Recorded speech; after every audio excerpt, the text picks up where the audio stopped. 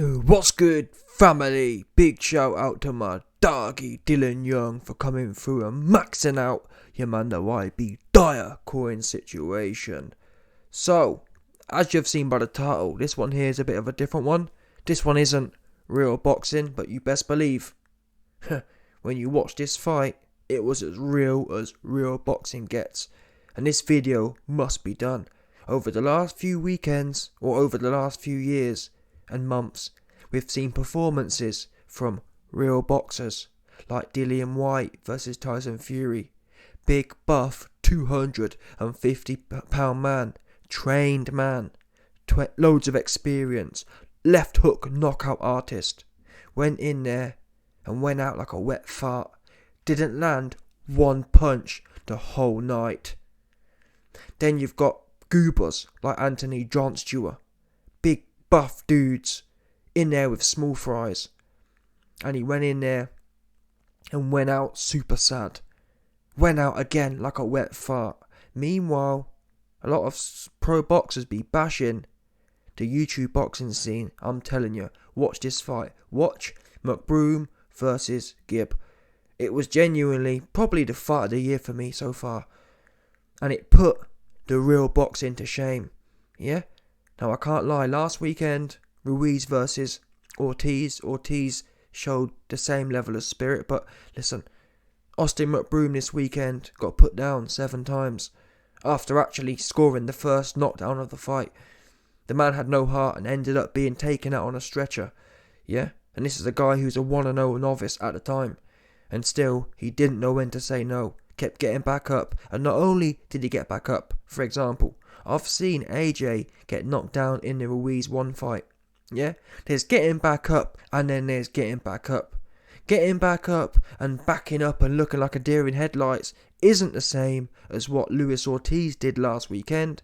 It's not the same as what Austin McBroom did this weekend. Yeah, Ortiz and McBroom got up and went out swinging.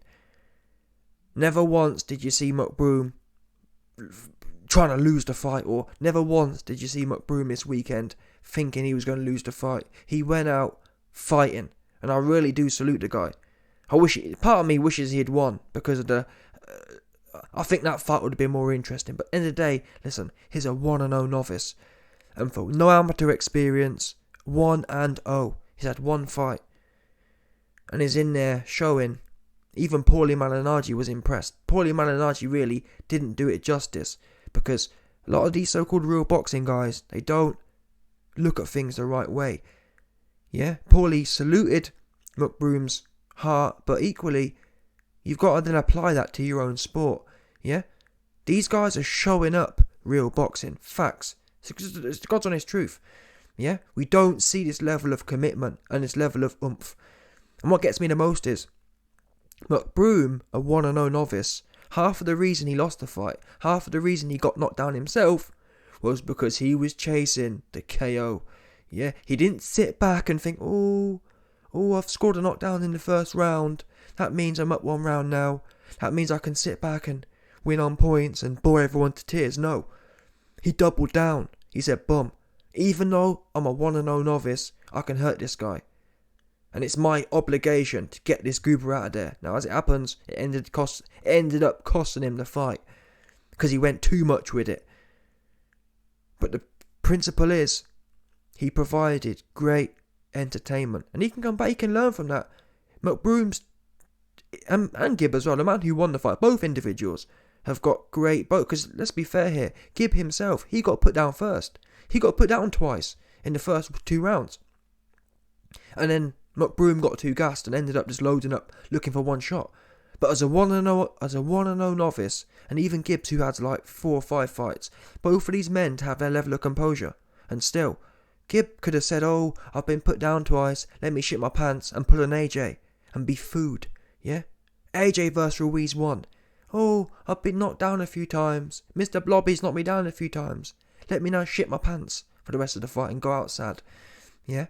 Why is it 1-0 YouTubers can go out swinging, but big buff pro dudes, oh, I'm a unified champion. Why is it the biggest buffest dudes with 3 belts can't go out swinging? Again, Luis Ortiz, 50-year-old man. He went out swinging, got put down 3 times, was on 50-year-old legs and had his best round in round 12. Ortiz wasn't scared to get knocked down. McBroom wasn't scared to get knocked down, but AJ spent the last 24 rounds scared to death of being put down. It's shambolic. And really, whilst I'm frustrated at real boxing, it's not real boxing's fault. It's the individuals within real boxing. Yeah? Because, I've got to be honest with you, AJ and Dillian Whyte, they don't represent real boxing. They represent 2022 boxing. Yeah? They're not, when you think of the stock of proper boxers, they don't make the cut. They are new age goobers. Yeah? Who are going in there only thinking about the bag, only thinking about self-preservation. They ain't thinking about greatness. They ain't thinking about pushing someone's wig back. They're thinking about, I'm being paid 8 million. My name's Dillian Whyte. I'm being paid 8 million. Let me see if I can outbox a 6'9", 270-pound man who's known to be one of the best boxers of recent times. Who does that? Who does that? Oh, my name's Dillian Whyte. I'm 6'4". Let me try and outbox the 6'9" behemoth. Who doing that? Dillian Whyte is. Why does Dillian Whyte choose to do that? It's the easy option, isn't it? That's the easy option. No one wants to go in there and get stuck in like McBroom did. No one wants to go in there and get stuck in like Ortiz did. It's much easier to say, I'm going to turn southpaw and then let's play Battle of the Flip-Flap. Go back and watch it. Watch Dillian Whyte versus Tyson Fury. It was the Battle of the Flip-Flap until Fury got him out of there. And I'm sorry, but for the smaller man, it's your obligation. Tyson Fury's under no obligation to put it on you. As it happens, he'll put it on you when he's ready, but as the smaller man, as the smaller man, who's a real boxer, what are you thinking? Did you really think you were going to outbox Tyson Fury? What the fuck? Who does that? Go in there and get stuck in and throw heavy leather. That's your only option, I'm afraid. Yeah, you ain't no Floyd Mayweather who can, and even he. What great big boxer did Floyd Mayweather beat?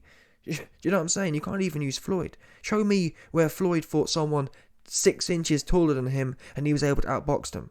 Oops. Yeah, Floyd didn't really go up any weight divisions. He sat back at 147 and was nice and comfortable. So even Floyd doesn't have great examples of him fighting a behemoth like Tyson Fury and outboxing him. But yeah, man, this video must exist. Because these cats right now, I'm telling you now, the YouTube boxing scene is putting real boxing to shame. Now, I'm not talking about KSI. KSI is more like real boxing. He's a clown. Yeah? His event, I've got to admit, his event, the KSI fight, his fights were a joke. His fights were more like real boxing. Complete bums. But the serious YouTube boxing fights are actually better than real boxing at the moment. And this really was one of the best fights I've seen, full stop. Refusing to lose, refusing to go out sad, and even when he was spent, he still kept getting back up. Yeah? No self-preservation. All he knew how to do was carry on fighting. And it's not just McBroom. To be quite honest with you, most of these YouTube boxing guys are that way. I'm surprised. I really am. I'm shocked. Most of these guys have big egos and big pride, and none of them want to go out on their back.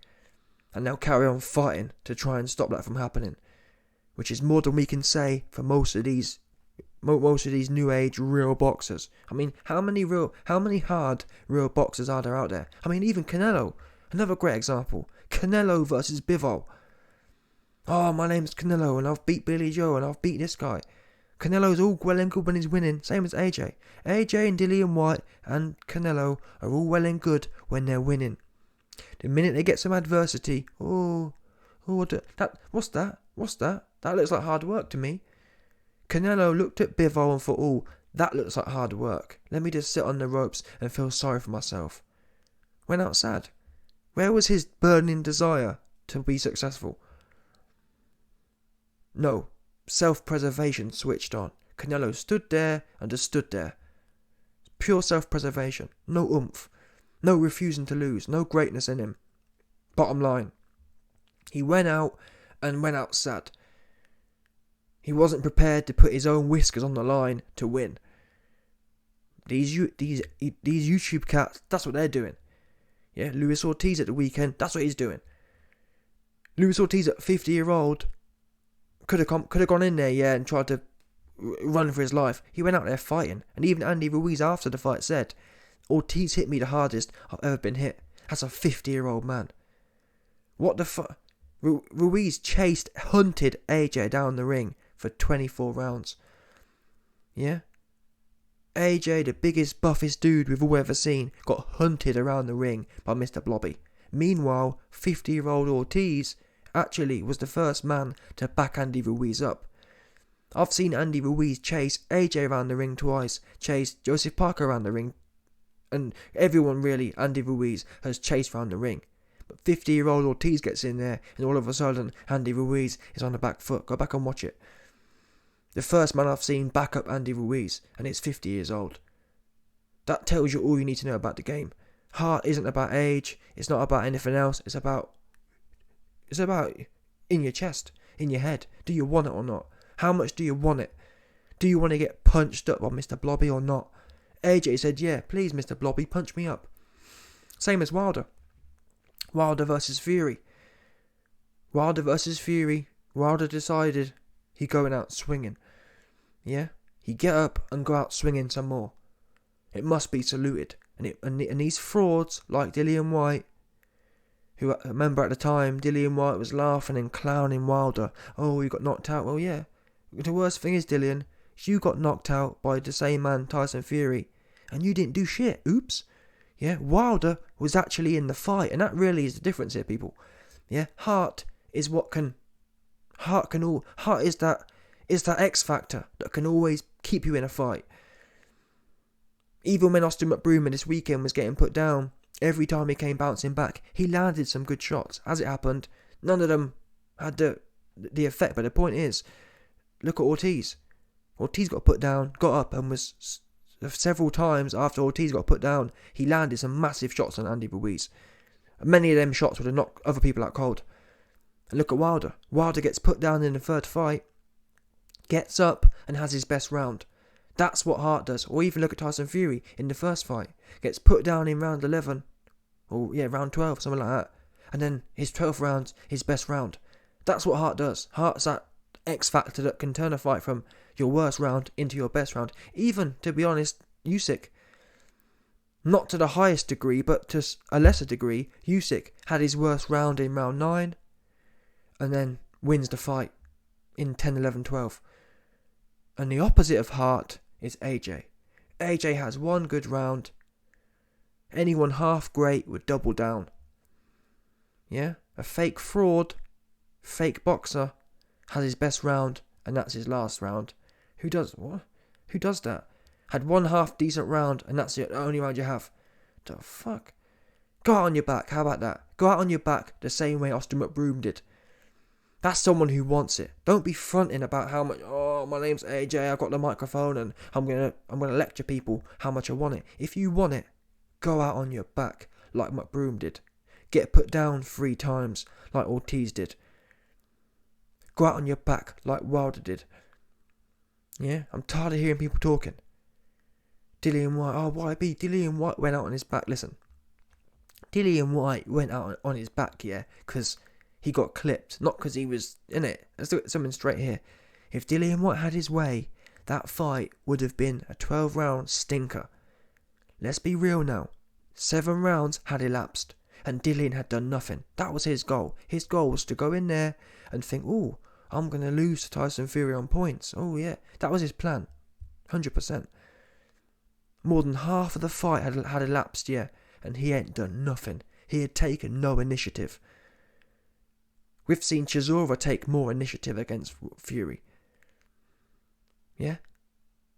It just so happened Dillian Whyte walked onto a big shot, but he didn't walk onto a big shot being dangerous. He walked onto a big shot because he's useless, bottom line. And that's what I was saying for a long time. Dillian may as well have... Dillian, you got chinned anyway. You might as well have got chinned being dangerous.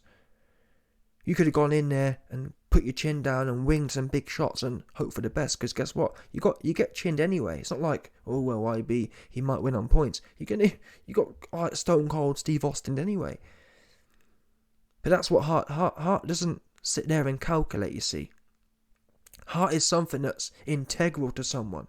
Hart doesn't sit there and say, oh well, I might as well give an effort because I'm going to get chinned anyway. You either have it or you don't. Dillian Whyte don't have it. Yeah, Dillian Whyte is an on-top fighter. Yeah.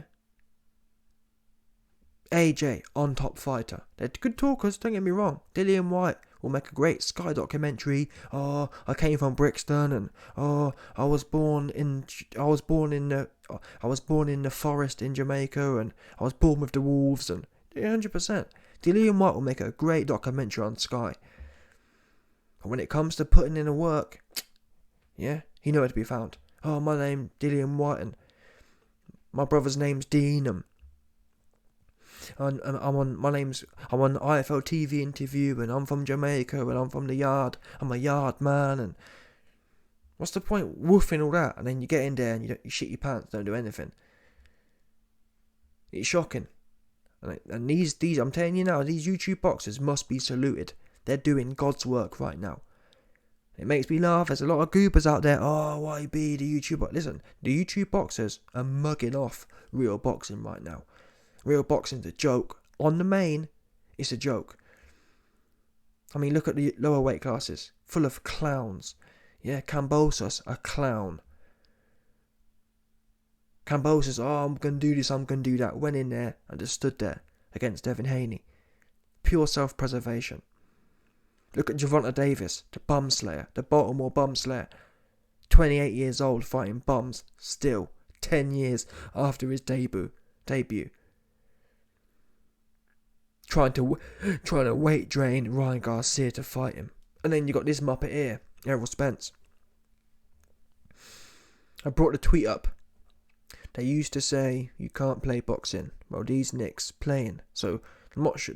He put this tweet out, and this was at the time that the social gloves, that the McBroom versus Anderson Gibb fight was going on, and he got clowned in the comments. At least these influencers are actually fighting each other. Big facts.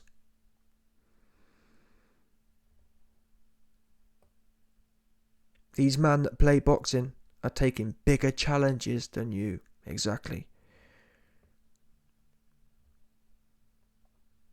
And these are facts. I'm afraid to say, these are big facts.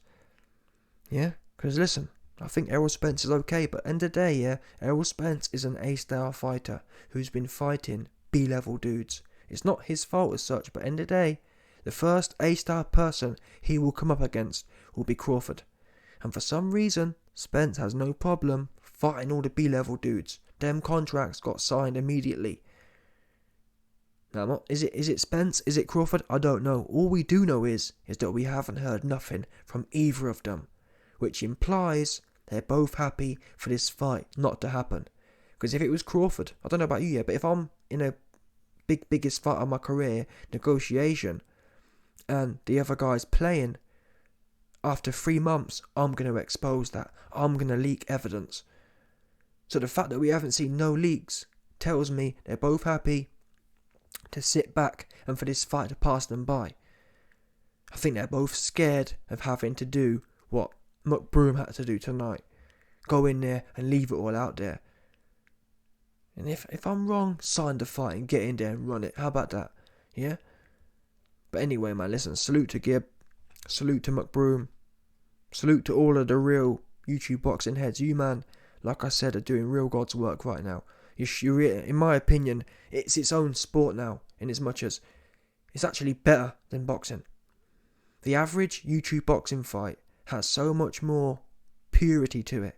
It's so much more of what the YouTube boxing game is, how boxing was designed to be. 2 men leaving it all out there. At the end of the day, not politicking, not talking about how much money they got, how much money they're making. Oh well, yeah, I've shown no heart in the ring, but I'm making $5 million. That's Gervonta Tanks Davis's latest thing. Oh well, yeah, I'm fighting bums, but I'm getting paid $5 million. How much are you making? What? You little midget. Yeah, can't stand midgets. They piss me off. Floyd and Javonta are in the midget club. Yeah. Napoleon Midget have an ass club. But yeah, salute to the real boxers. Salute to Gibb. Salute to Austin McBroom. True warriors. Yeah, and all you other goobers, AJ, Dillian Whyte, any other bums out there, you need to seriously reflect on yourselves. And I really do feel it's a travesty that these men are robbing the bank. Cashing out. For what? What's AJ really done? Go on. What's he done? Oh, he won some belts against old people. What has he really given back to the sport? When have you seen him really leave something out there for the sport? Never. Dillian Whyte, what's he really done? Okay, he went life and death with Chisora. Yeah, would you want a medal for that? Going life and death with Chisora ain't really what I'm... that don't really cut it for me. 100%. Big man ting, like, subscribe, and your boy will be back. 100%.